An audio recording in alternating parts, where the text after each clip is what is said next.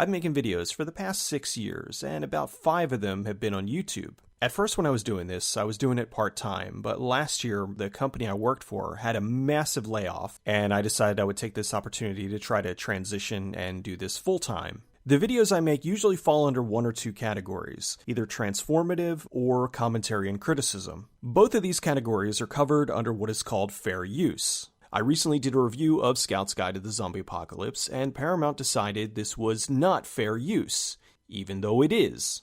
WTFU, or Where's the Fair Use? Now, the majority of you probably already know what this is, but for those of you who don't, I'll give you a brief explanation. YouTube's copyright system pretty much sucks. That's something that we all can agree on. They favor the companies way more than the content creators, and to a certain degree, I understand, because they want to protect themselves from lawsuits, and this was all coming down from, I believe it was Viacom that initially went after them, and they had to implement a content ID system, where whenever somebody would upload something, it would run it through their digital files to see if it match something that somebody owned, and then it would get flagged. Now, unfortunately, that causes a lot of false flags. You have people that will upload stuff that will match something, but it will completely fall under fair use. And fair use was something that was implemented that's there to protect the content creators, the people who are doing something transformative to the media. They're not just taking, for example, a copy of a movie and uploading it completely to YouTube. That is absolutely outside the realm of fair use. But when you're taking something, whether it be a video game or music or a movie, and you're doing something transformative to it, then that falls under fair use. I'm not going to take this whole time to go into what fair use is. I'll put a little link down at the bottom.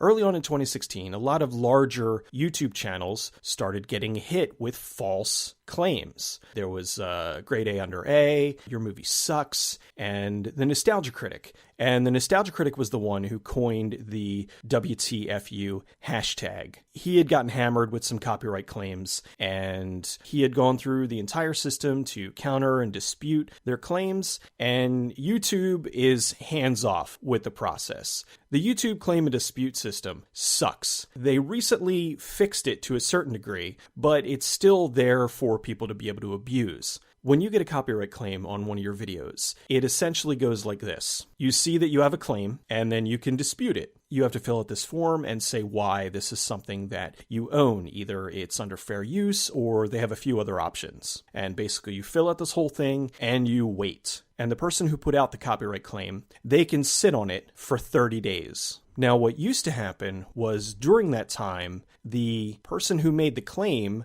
the monetization would switch over to them. So during that time, during those 30 days, any and all views that went on that video, they got the money for. And at the end of the 30 days, they either say, no, we don't own the copyright on this, and it reverts back to you. But the money that they made over that 30 days would stay with the person who made the claim. And that was causing a lot of headaches because you had these stupid companies that were basically setting up, and they would go after just hundreds of claims a month, and they would be collecting the monetization for those videos. And then at the end of the 30 days, if they don't respond, it automatically reverts back to you. But the problem is that there were all these companies that were screwing over people by sending out false copyright claims over something that they absolutely did not own, and they would collect the money on it for that month with no repercussions. They'd file false claim after false claim and get away with it.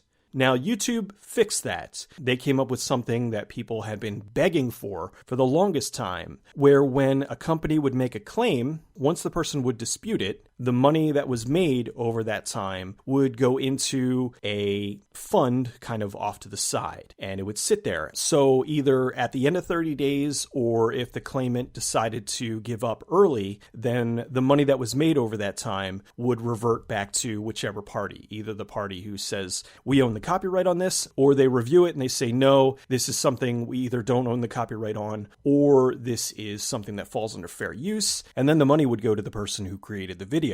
And that's one of the things that the WTFU hashtag got done. Doug, the Nostalgia Critic, and a bunch of other larger YouTubers, they made a stink on social media and it blew up. It got the attention of some of the higher ups at YouTube and they implemented this new system. Awesome. Fantastic. That will take care of some headaches. However, it still won't stop rampant, ridiculous copyright abuse. Now, one of the things that they implemented last year, they've now put it in to where companies, whenever they're reviewing something that's being disputed, they absolutely have to make sure that the content that they're looking at falls under fair use. They have to consider whether or not the thing falls under fair use. And I'm sure that they probably have a lot of claims that are very valid. Unfortunately, there are plenty that are absolutely covered under fair use that they just ignore. They're just like, nope, screw this guy. We own the copyright on this. Case in point, I reviewed a little movie called The Scout's Guide to the Zombie Apocalypse. It was one of many zombie comedies. I think it played in like 2 theaters and it went like direct to video on demand and DVD. And I actually watched it in December and I rather enjoyed it. So I put together my little 5-minute video. I was like, hey, you know what? This is out now. It's actually pretty cool. You should go check it out. On April 16th, I got a thing saying that somebody had manually reviewed the video and saw that it violated copyright. Now, what that means is that's outside of YouTube's Content ID software. The Content ID software is completely automated. It just basically will look for certain keywords and certain frames and certain audio and will just automatically click, okay, this is violating copyright. And then you dispute it and, you have to go from there. What manual means is it means that somebody actually watched the video and thought that this was violating copyright. A video that's showing still frames, not that many, mind you, I think a total of like 20, and posters from the movie that I'm talking about. So essentially, the marketing materials that they put out to promote this movie, they're saying violated copyright. I laughed when I got it. I thought, okay, this is just an overzealous intern or something because who knows who's reviewing these things. And I put in my dispute. I figured somebody would look at this and be like, oh, God, what? That's ridiculous. And then release it from the claim. So weeks are going by, and today I get an email saying that they manually reviewed the claim and found that they were right. So essentially, and this is one of the many problems that people have with the way that the copyright claim system is set up, what they were saying was Paramount reviewed the claim that was placed against Paramount and saw that Paramount did no wrong. So they are, in essence, their own judge and jury. No third party, nobody else looked into this. They got it, they looked at it, and they said, yeah, we're in the right. Screw you. I couldn't believe it. What's even more ridiculous is that right now, the entire Scout's Guide to the Zombie Apocalypse is on YouTube. It's been on YouTube since February 26th. It has 4 million views. The entire movie. And that's not taken down. And yet my 5-minute video where I'm actually talking about how much I enjoyed the movie using no clips from the movie gets flagged for copyright. This is ridiculous.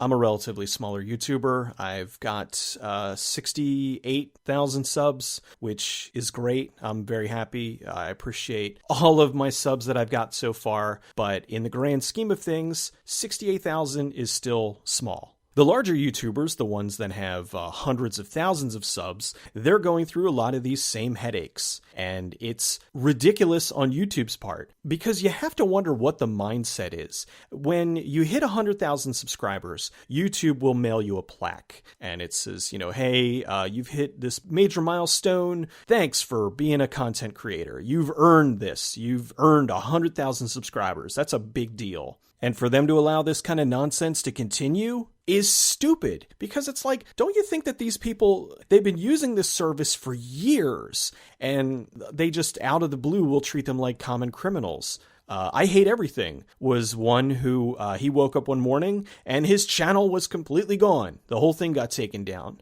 And he, at the time, I think he had like 250 or 300,000 subs. And that's absurd. You would think there would be something in place where a YouTuber that got a plaque from YouTube. Maybe if they get a bunch of claims against them, they should have their account maybe suspended, like put on something screwed up somewhere, and they have to take someone and manually look into it. But no, what they do is they delete your channel, and you have to get on social media and raise a stink, and then they'll reinstate it and just twiddle their thumbs and, nothing to see here. Nope, we didn't completely fuck up royally. And then you still have to figure out, okay, well, what happened? Why was my channel taken down? What caused this? So someone who's been building an audience for years, following the guidelines of fair use, is treated the same as someone who just opened a channel today to upload copywritten content.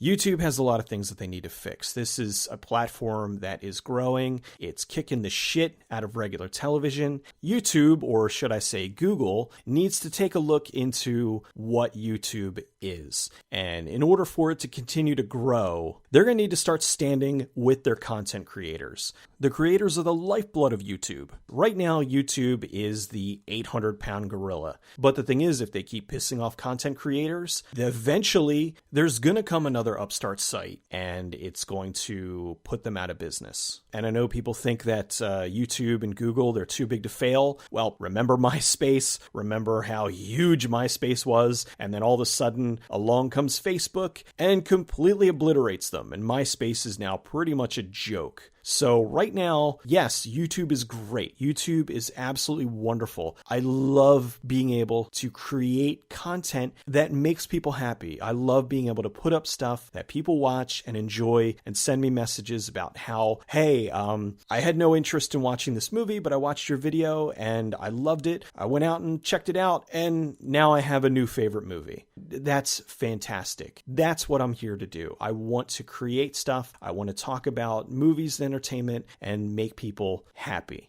And this kind of nonsense is stifling creativity. You have things in place to punish content creators, but nothing to punish companies that blatantly abuse the system.